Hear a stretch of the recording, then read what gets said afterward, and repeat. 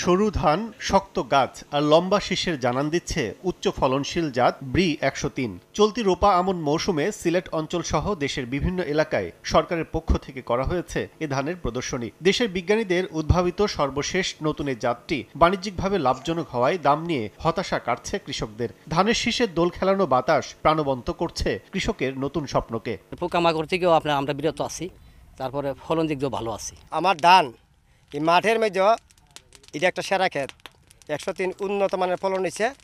পাশাপাশি আমি ধানটা কাটিয়া আমি সরিষা করতে পারবো।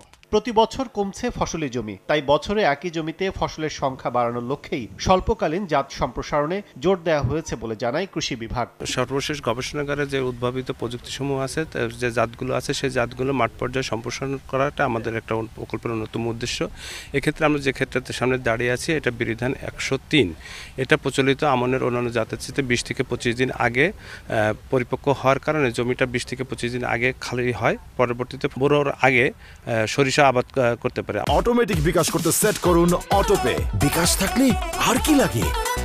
গুণে মানে ঠিক থাকায় এবং শতভাগ উচ্চ ফলনশীল হওয়ায় এ ধানের অপার সম্ভাবনা দেখছেন কৃষিবিদরাও। বলছেন প্রয়োজন এখন চাহিদা মতো কৃষককে বীজ দেয়া ও মনিটরিং নিশ্চিত করা। ১০৩ এবং আরও দু একটা যে নতুন ভ্যারাইটি, ওগুলো বেশ কিন্তু সাড়া ফেলছে কৃষকের ডাগায়।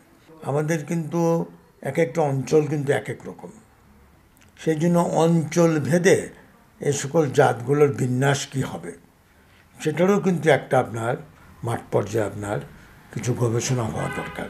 ২০২২ সালে উদ্ভাবন করা হয় ব্রি ধান ১০৩। গড় ১৩০ দিনে কাটা যায় ফসল। প্রতি বিঘা বা ৩৩% উৎপাদন সম্ভাবনা ২২ মণ ধান। কাজল আব্দুল্লাহ, সময় সংবাদ, হবিগঞ্জ।